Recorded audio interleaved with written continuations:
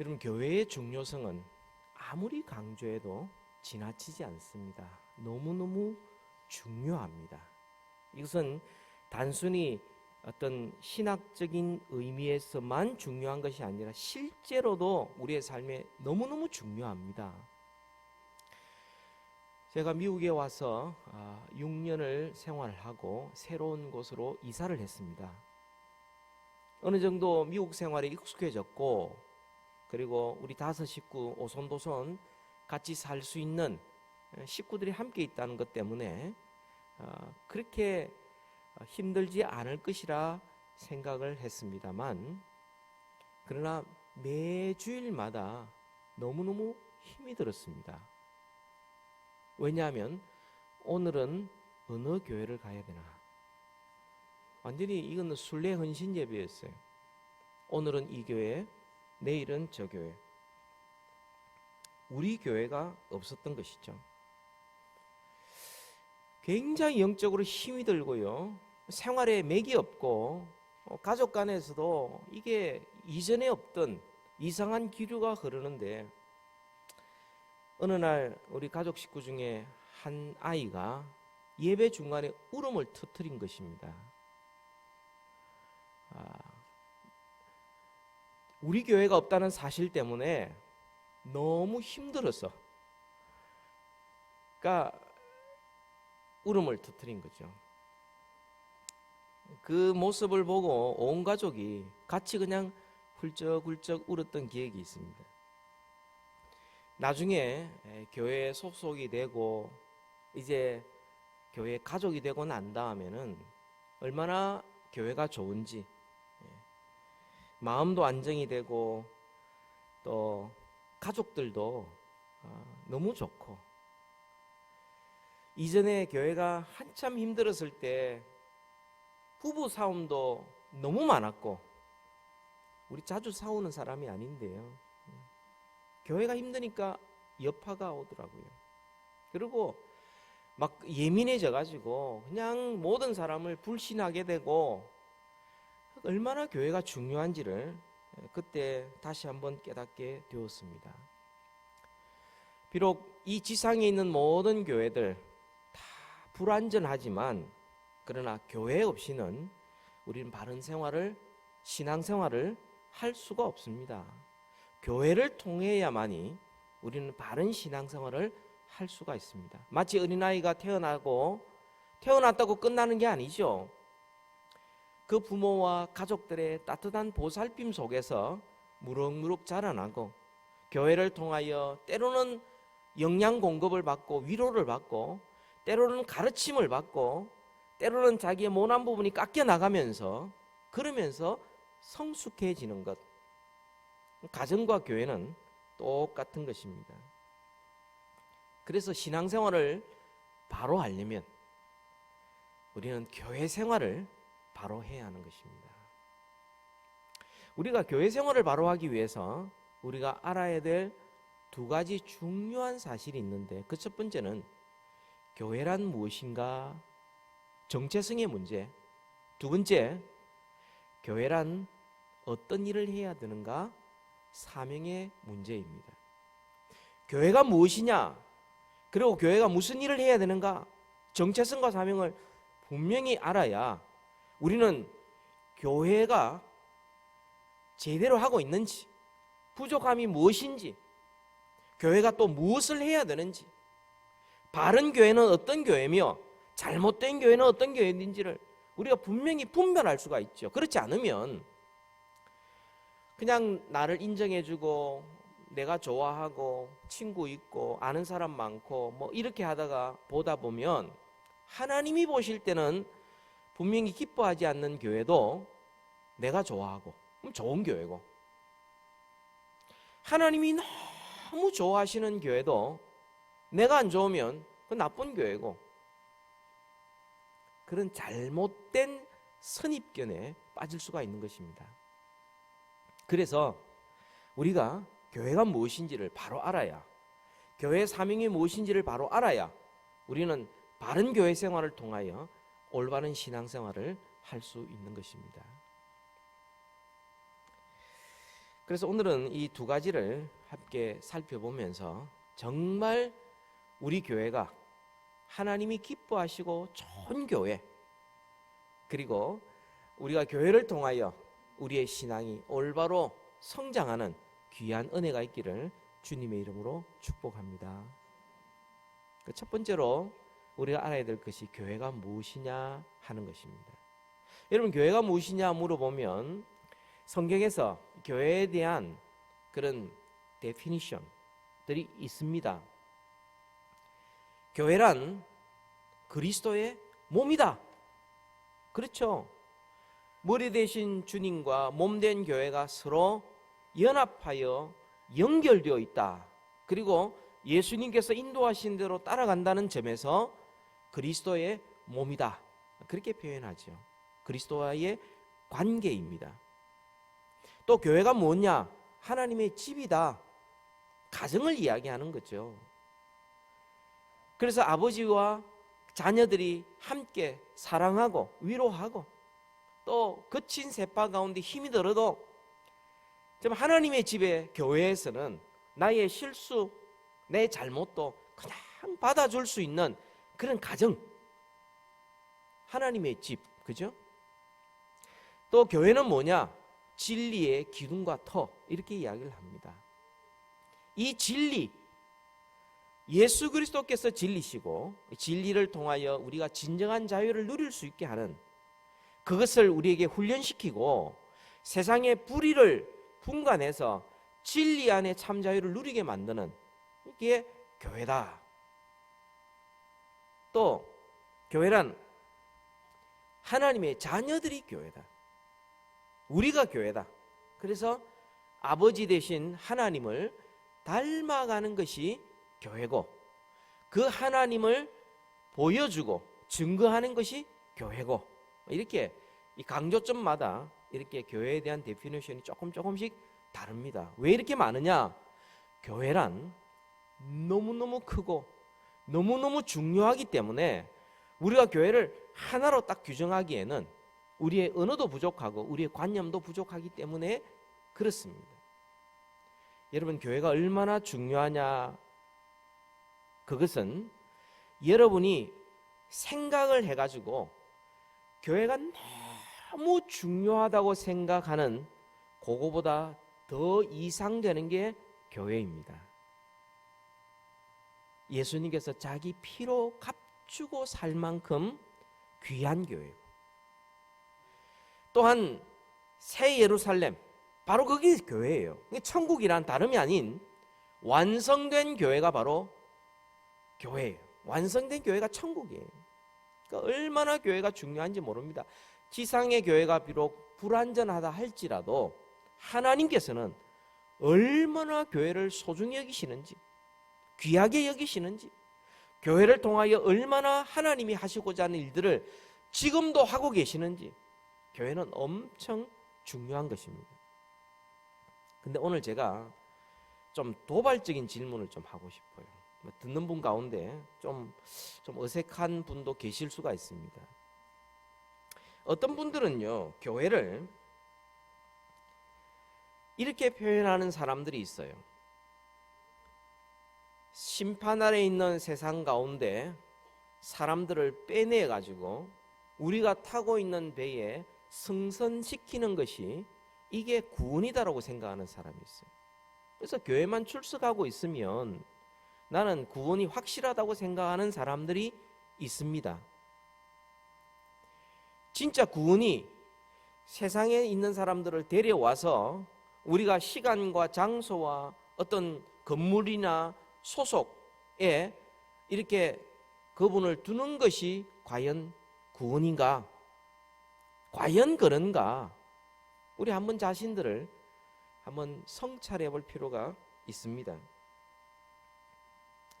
만약 사람들을 데려와서 우리가 타고 있는 배에 사람들을 더 많이 데려오는 것이, 이것이 구원이고 이게 전도고 이게 교회에 할 일이라고 말한다면,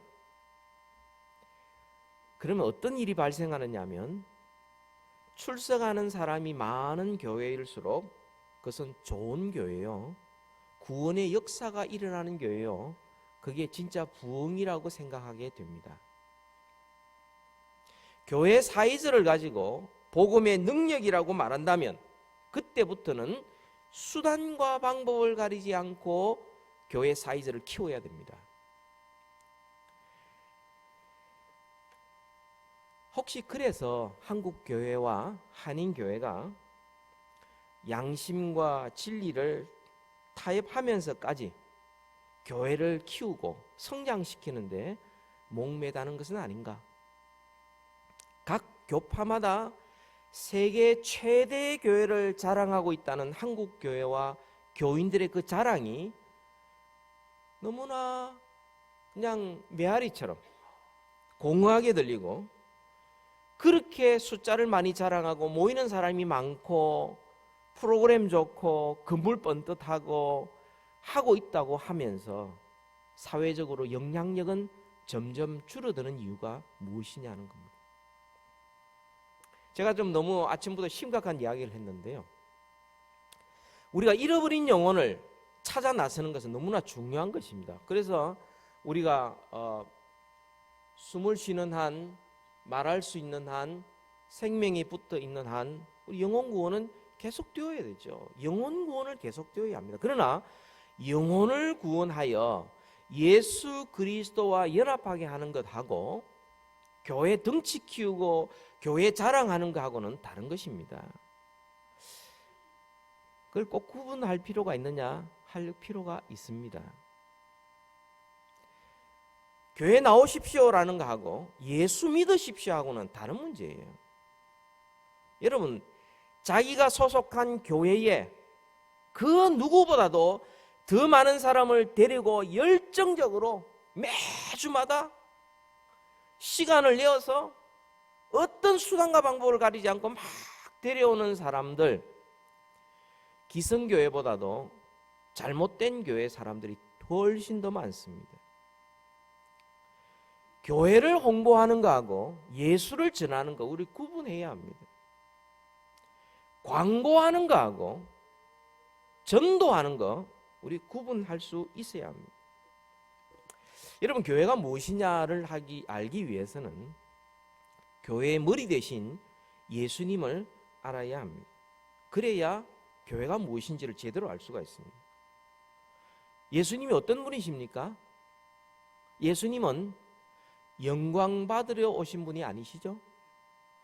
예수님은 사람을 살리기 위하여 낮아지셨고 죽으신 분이 예수님이십니다. 그분이 교회의 머리세요. 그러면 몸된 교회는 뭐 해야 되겠습니까? 몸된 교회는 낮아져야 되고 다른 사람을 살리기 위해서 죽는 것이 교회이어야만 합니다. 예수님과 교회는 몸과 머리이기 때문에 DNA가 같아야 됩니다. 생체 정보와 그 모든 체질과 관심과 목적이 같아야 하는 것입니다. 교회는 자기 스스로를 위해서 존재하는 것이 아니라 세상을 섬기기 위하여 존재합니다. 교회는 자기 이름을 내고 크기 위해서 존재하는 것이 아니라 다른 사람을 살리기 위하여 죽기 위하여 존재하는 것이 바로 그것이 교회고 그것이 바로 우리들입니다. 우리가 교회요. 우리가 예수님과 연합되었다면 우리가 교회 생활을 그렇게 해야 한다는 것입니다. 여러분, 사람은 2사람 이상, 3사람 이상 이렇게 많이 모이기 시작하면은 반드시 나타나는 특징이 2가지가 있는데, 첫 번째로는 자기 이 본능, 자기 유지의 보존의 본능이 있습니다. 우리가 모였으니까 이 단체를 어떻든 유지할 뿐만 아니라 키워야 되는 것은 이 본능입니다. 또 하나는 사람들이 모이면은 그걸 통해서 유명해지고 싶어 하는 것이 본능입니다. 교회는 여기에서부터 우리는 정신을 바짝 차려야 합니다.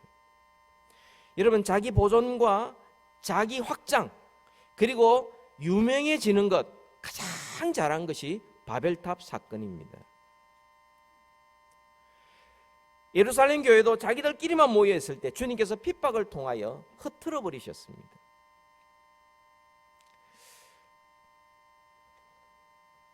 우리는 온 세상을 교회로 끌어들이기 위해서 존재하는 것이 아니라 우리는 세상으로 나아가서 그들에게 빛을 비추기 위하여 존재하는 것입니다. 우리는 종종 데리고 온다. 사람들을 자꾸 데리고 온다. 이것으로 우리는 우리 자신이 할 일을 다 했다고 생각하는데, 더 중요한 것은 세상 속으로 들어가 빛을 비추기 위하여 내가 낮아지고 내가 섬기고 내가 죽는 것, 나를 부인하고, 이게 바로 교회가 해야 될 일이라는 것입니다. 사람들이 예수님을 만날 뿐만 아니라 예수님으로 말미암아 변화되고 예수님을 따르게 만드는 것, 이런 사람들이 교회에 모였다가 또한 흩어져서 교회의 역할을 감당할 수가 있는 것이죠. 예수님께서 섬기려고 낮아지셨듯이 교회도 세상과 이웃을 섬기려고 낮아질 때 오히려 주님이 그 교회를 귀하게 들어 사용하시고 오히려 하나님께서 영광을 받으시는 것입니다. 그래서 우리가 교회인데 어떻게 하면 섬기러 오신 예수님, 우리를 살리시기 위하여 죽으신 그 예수님을 전하고 보여주고 더 닮아갈 수 있을까? 우리는 끊임없이 고민해야 합니다. 이 고민 안 하고 그런 긴장 없으면 그때부터 교회는 부패하기 시작합니다. 머리와 상관없이 움직이기 시작합니다. 아무튼 교회는 뭐냐?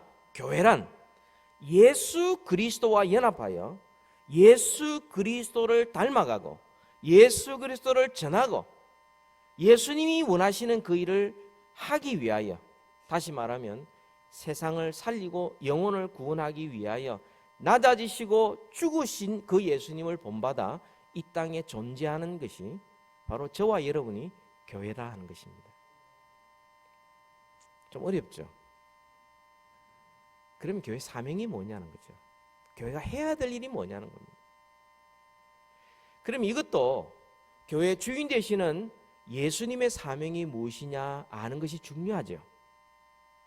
누가복음 4장에 보면 예수님께서 고향 나사렛 땅으로 가셔서 회당으로 들어가셨어요. 그리고는 성경책을 받으셔서, 그 당시는 구약 성경밖에 없으니까 구약 성경을 펼쳐서 특별히 성경을 읽으셨는데, 그것이 오늘 본문 이사야서 61장 1절과 2절을 주님이 읽으셨습니다. 우리 다 같이 한번 읽을까요? 이사야 61장 1절 2절 시작. 주 여호와의 영이 내게 내리셨으니 이는 여호와께서 내게 기름을 부어사 가난한 자에게 아름다운 소식을 전하게 하려 하심이라. 나를 보내사 마음이 상한 자를 고치며 포로된 자에게 자유를, 갇힌 자에게 노임을 선포하며 여호와의 은혜의 해와 우리 하나님의 보복의 날을 선포하여 모든 슬픈 자를 위로하되. 읽으시고는 성경을 딱 닫으시고 사람에게 주었습니다. 그리고 주님이 자리에 앉으셨어요. 모든 사람들이 예수님을 주목했습니다. 왜 저 성경을 읽으셨을까? 도대체 읽으신 이유가 뭘까? 그때 주님께서 천천히 그러면서 분명하게 말씀하셨습니다. 누가복음 4장 21절에 뭐라고 말씀하셨냐면, 이 말씀이 오늘 너희 귀에 응하였느니라. 주님이 선포하셨어요. 여러분, 이 말씀을 통하여서 주님께서 이 땅에서 하실 사명이 무엇인지를 그들에게 알려준 것입니다. 나는 기름 부음 받은 자인데, 메시아인데, 그리스도스인데 나의 사명이 바로 이것이다. 그렇게 말씀하는 거예요. 주님은 하나님이십니다. 예수님은 하나님이신데 굳이 반드시 여호와의 영이 내게 임하여 성령님께서 강림하실 이유가 사실상 없음에도 불구하고 주님은 성령 강림을 강조하고 있습니다. 여호와의 영이 내게 임하였으니, 왜 그렇습니까? 주님은 교회 때문에 그 말씀을 하고 계시는 거죠. 여호와의 영으로 임하여 성령 강림하여 성령 충만하여 이 사명을 감당하였던 것처럼 앞으로 예수님의 교회는 성령 강림을 통하여 충만을 통하여 앞으로 예수님께서 하셨던 바로 그 사명을 계속해서 주님 오실 때까지 할 것이기 때문에 주님께서 강조하고 있는 것입니다. 부활하시고 난 다음에 제자들에게도 너희들은 이성을 떠나지 마라. 그리고 오직 성령이 너에게 임하시면 비로소 이 사명 감당하라. 주님께서 말씀하신 거예요. 그러니까 주님께서 지금 하고 계시는 것은 오늘 너희에게 이 말씀이 응하였다 라고 하는 말씀은 예수님의 사명이요, 예수님의 사명만이 교회가 해야 될 사명입니다. 교회가 해야 될 사명, 예수님의 사명이 뭡니까? 한마디로 말하면 1절에 가난한 자에게 아름다운 소식을 전하게 하려 하심이라. 가난한 자에게 아름다운 소식, 복음, 기쁜 소식, 이거 전하는 것이 예수님의 사명이고, 이 사명은 주님의 몸된 교회가 주님 다시 오실 그때까지 이 사명만큼은 놓치지 않아야 될 가장 중요한 사명이라는 거예요. 여러분, 그러면 가난한 사람이 누굽니까? 아름다운 소식이 어떤 내용입니까? 그것이 1절, 2절까지 4번이나 걸쳐서 이렇게 쭉 구체적으로 설명을 하고 있는 겁니다. 가난한 사람이 누구냐 하면 마음이 상한 자요, 포로요, 갇힌 자요, 은혜의 해와 보복의 해를 기다리는 자요, 그리고 슬퍼하는 사람들입니다. 가난한 사람. 그러니까 이렇게 꼭 뭐 이렇게 돈이 없다든가 이런 이야기가 아니고요.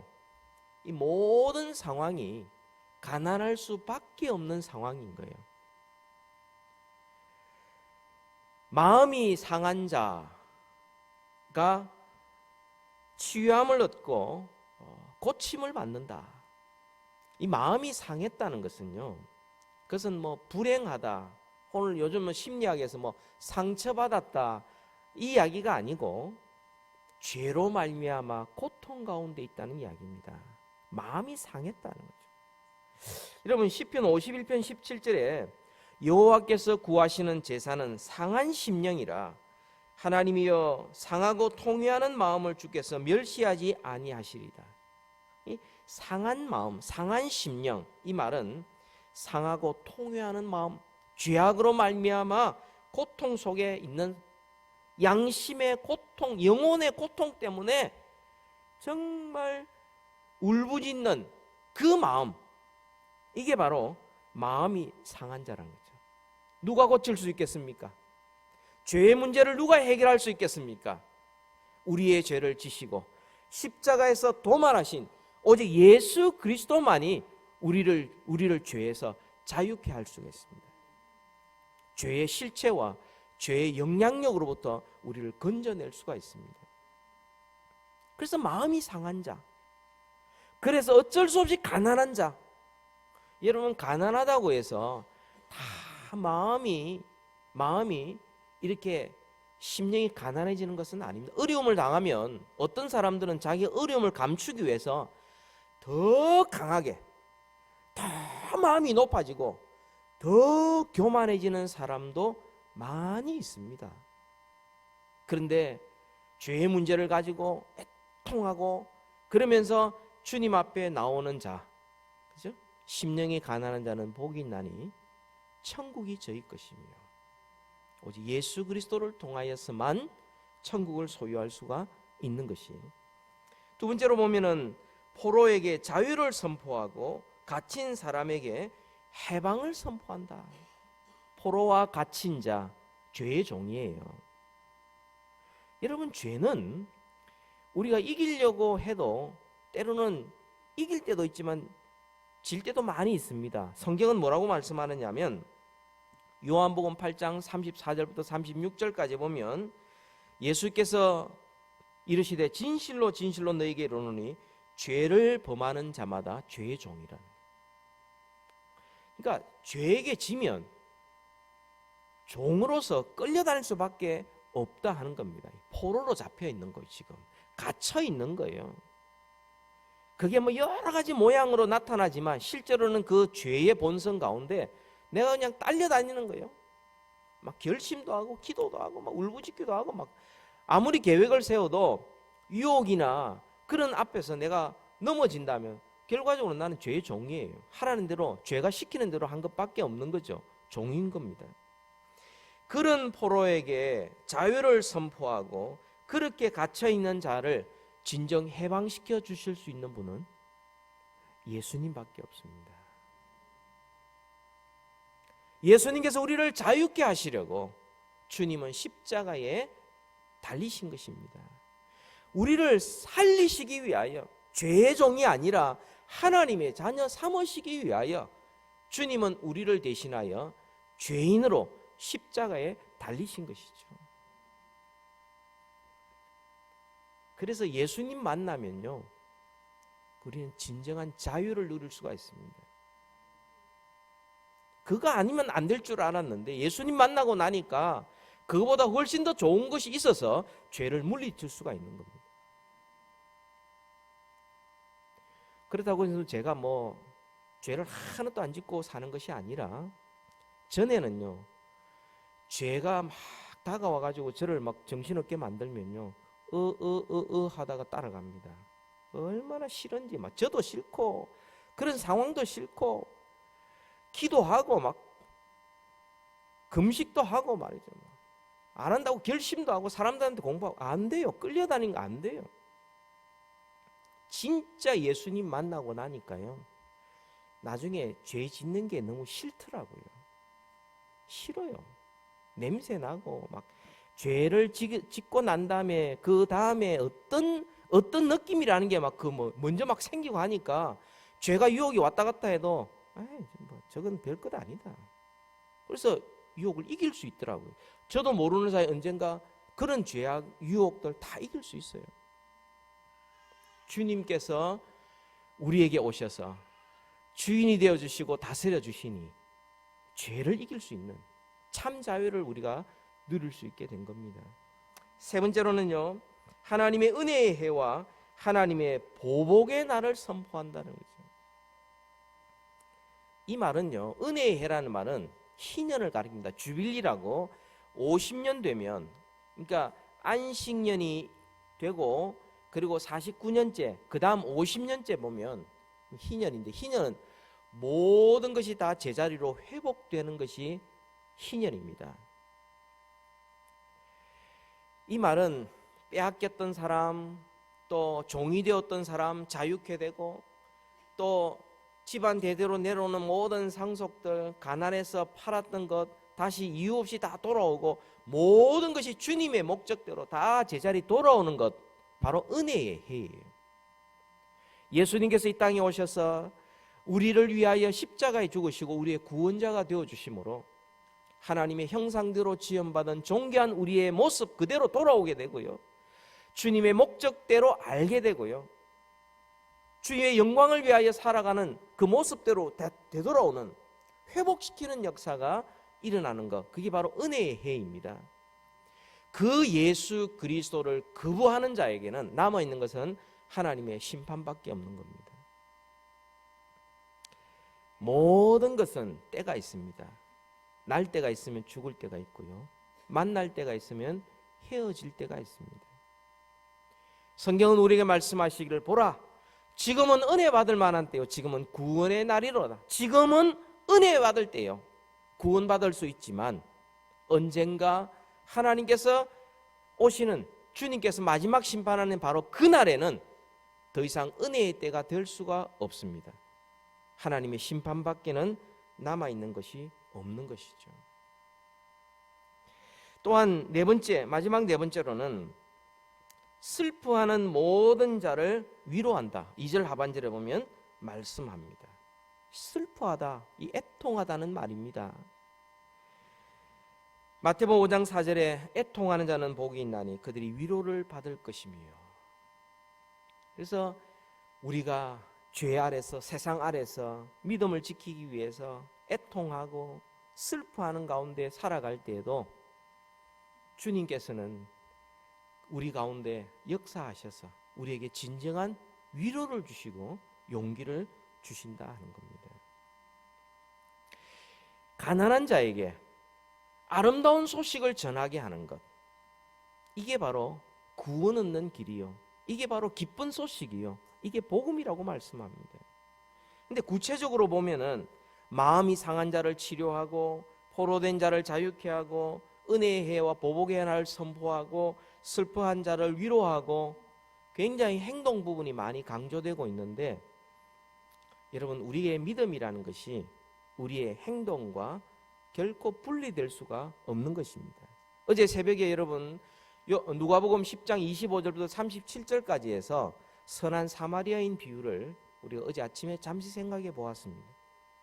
어떤 율법 교사가 예수님께 묻기를 내가 무엇을 하여야, 어떻게 하여야 영생을 얻으리까? 라는 질문 앞에 주님께서는 성경에는 뭐라고 말하느냐? 하나님을 사랑하고 이웃을 사랑하라고 그랬습니다. 옳다, 가서 행하라고 그랬어요. 그러면 다시 말하면 영생을 얻는 길은 하나님과 이웃을 사랑하는 실천에 달려 있는 것이죠. 우리는 믿음으로 구원 얻는 건데 무슨 사랑을 실천해서 내가 구원을 획득할 수 있나라고 생각할지 모르지만 믿음과 사랑은 분리될 수가 없는 것입니다. 그냥 관념적으로는 분리시켜서 생각해 볼 수 있지만 실제로 분리할 수가 없는 거죠. 우리가 인간의 몸을 이렇게 막 분리해서 생각하죠. 그러나 분리시키는 순간 그건 죽어버리는 거죠. 분리할 수 없는 것입니다. 우리의 믿음과 사랑도 마찬가지입니다. 갈라디아서 5장 6절에 있는 대로 사랑으로서 역사하는 믿음이라고 말씀합니다. 그러면서 주님께서 하신 말씀이 뭐라고 말씀합니까? 한 사람이 길을 가다가 강도를 만났는데 레위인도 보고 지나가고 제사장도 보고 지나갑니다. 한 사마리아인이 보고는 달랐어요. 그리고는 도와주었다는 거죠. 주님의 질문은 이겁니다. 누가 강도 만난 자의 이웃이 되겠느냐? 사마리아인입니다. 너도 이와 같이 가서 행하라. 영생의 문제를 주님께서 뭐라고 대답하느냐면 그대로 실천하라. 그렇게 대답하고 계십니다. 지금 교회의 사명이 뭐냐? 그것은 가난한 사람에게 아름다운 소식을 전하는 것인데 단순히 소식만 전하는 것이 아니라 마음이 상한 자 치유하고 포로를 자유케 하고 은혜의 해와 보복의 날을 선포하고 슬퍼하는 자를 위로하는 행동이, 실천이 강조되고 있습니다. 여러분, 우리가 교회로 모여가지고 그리고는 예배하고 교제하고 배우고 다 좋습니다만 실제 더 중요한 것은 교회는 그 사명이 뭐냐면 세상 속으로 들어가서 가난한 자에게 아름다운 복음의 소식이 전해지는 바로 그 일을 하는 것이 교회의 존재 목적입니다.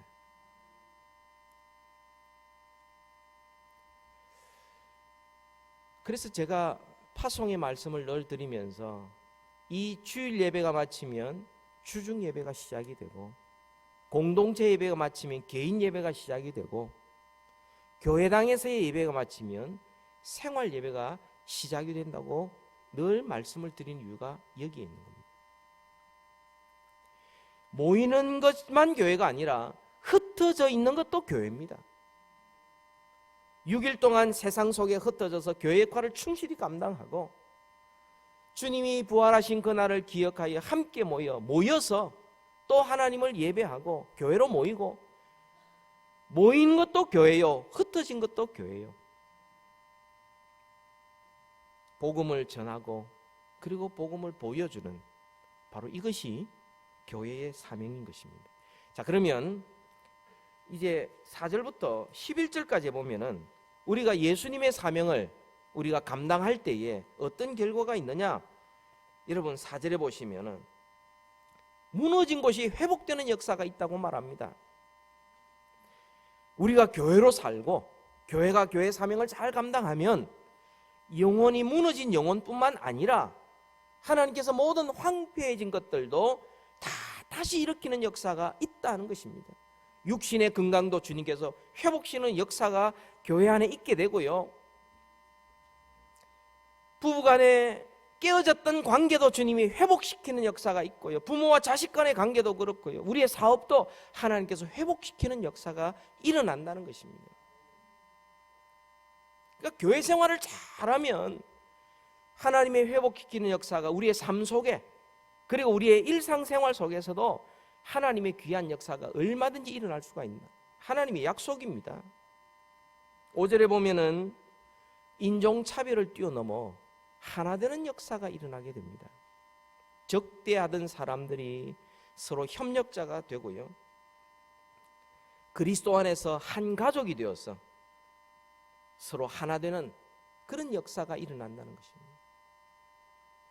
이란 교회를 생각할 때마다 참 감사한 것은 저희들이 2010년 말, 그죠? 그때 우리가 킹스 아카데미로 이사를 들어오려고 아무리 노력해도 대답을 안 주는 겁니다. 너무나 급해서 총회하다가 중간에 표를 끊어서 다시 돌아왔어요. 이래도 안 되고 저래도 안 되는데 우리가 이걸 구입하고 난 다음에 옆에 보니까 이란 교회가 있는 거죠. 찾아갔습니다. 얼마나 따뜻하게 환영하는지요. 500통 이상을 이 지역의 교회들 다 보냈는데 딱 한 통 답장이 왔습니다. 못 빌려줘서 미안하다고. 근데 이란 교회가 오라고. 우리 형제 아니냐고. 원래 이란 사람 그런 사람 아니거든요. 장사 잘하고요, 얼마나 까다로운지 몰라요. 그런데 그 안에 예수 그리스도가 그 안에 있으니까요, 따뜻하게 맞아주는 거죠. 실수도 많이 했습니다. 그들의 뉴 이어, 설날 같은 날 앞에 뭐 장식을 많이 해뒀는데 우리 그것도 모르고 예배하는데 방해된다고 다 뜯어버렸어요. 월요일날 전화가 왔습니다. 왜 뜯었냐고. 필요 없는 줄 알았다고. 원래 그거는 딱 해놔놓고는 일주일 이상 계속 두면서 이 촬영을 해서 인공위성으로 복음 전하기 위해서 다 만들어 둔 거라고. 보상하는 비용 청구도 안 하더라고요. 얼마나 고마운지 몰라요. 서로 위해서 기도하고, 인종이 다르지만 그리스도 안에서 하나 되는 역사가 일어난다는 것이죠. 세 번째로 보면 6절에 보면은 사람들로부터 인정을 받습니다. 여호와의 제사장이다, 우리 하나님의 봉사자다 라는 인정을 받게 되고요. 7절에 보면은 우리가 교회 생활하고 믿음 생활할 때 수치와 능욕을 당하지만 그러나 하나님께서는 반드시 갑절로 하나님께서 반드시 보상해 주시고 유업으로 갚아 주신다는 거죠. 수치를 받은 그 이상으로 현재의 고난은 장차 우리가 받을 그 영광과는 비교할 수 없을 정도로 하나님께서 우리에게 영광스럽게 갚아주시는, 우리가 교회의 사명을 감당할 때에 그런 일이 있고요. 또한 9절에 보면은 모든 나라들이 그들은 여호와께 복받은 자손이라 인정하리라. 교회를 보면요, 별로 이렇게 탁월한 사람이 없는 것 같고 뭐 사회적으로 대단한 사람이 없는 것 같아도 하나님께서 복 주시면 막을 사람이 없습니다. 하나님께서 복 주시고자 하면은 빼앗아갈 사람이 없어요. 부족한 사람이 모여서 하나님 의지하고 있을 때 하나님은 우리가 감당하는 그 이상의 놀라운 역사를 일으키고 계시는 겁니다.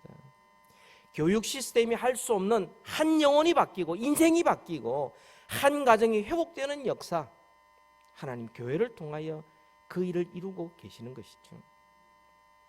마지막으로 10절부터 11절까지 보면 하나님을 크게 기뻐하며 즐거워하게 된다 말씀합니다. 우리가 교회 사명을 잘 감당하고 나면은 우리의 기쁨은 오직 하나님으로부터만 옵니다. 교회가 크든 작든 상관이 없습니다. 유명하든 무명하든 것도 상관이 없습니다. 사람들에게 뭐 보여줄 것이 있느냐 없느냐 그것도 별 상관이 없습니다. 그러나 그 교회, 진짜 하나님의 사명, 예수 그리스도의 사명을 감당하는 교회는 하나님의 기쁨이 충만하고요, 구원의 옷, 공의의 겉옷, 공의와 찬송, 모든 나라 앞에 솟아나는 그 영광스러움을 하나님께서 주님의 교회에 안겨주신다 말씀합니다.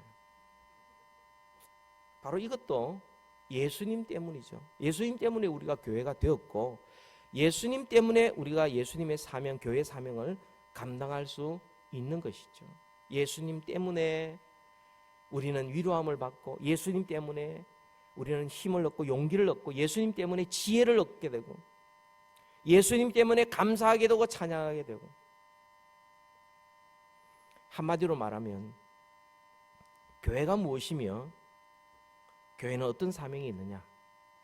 교회란 예수님과 연합하는 것이고 예수님의 사명을 계속하는 것이 교회의 사명이다. 그렇다면 우리 산호세 한인 장로교회는 어떻게 해야 되겠습니까? 우리 교회는 오직 예수님만 자랑하고 오직 예수님만 전해야 하겠습니다. 예수님만 자랑하고 예수님만 전할 때에 우리는 서로 차이점을 이해해 줄 수가 있습니다. 부족한 점을 용납하고 용서해 줄 수가 있습니다. 오직 예수님만 자랑하고 예수님만 전할 때에 우리는 다른 사람을 기다리고 인내할 수가 있습니다. 그 가운데 화해하는 역사가 일어나고 서로 하나 되는 역사가 있게 되고 회복하는 역사가 있게 되고 감사와 찬양이 넘치는 역사가 일어나게 될 것입니다. 우리 교회가 예수님만 자랑하고 예수님만 전하고, 그래서 우리 교회에 하나님의 기쁨이 충만한 은혜가 임하기를 주님의 이름으로 축복합니다. 기도하십시다. 살아계신 주님, 은혜를 감사합니다. 우리를 교회 삼으시고 예수님이 이 땅에 하신 그 사명 우리에게 맡겨주셨사오니 오직 예수님만 자랑하고 예수님만 전하는 저희들 되게 하여 주옵소서. 예수님 이름으로 기도하옵나이다.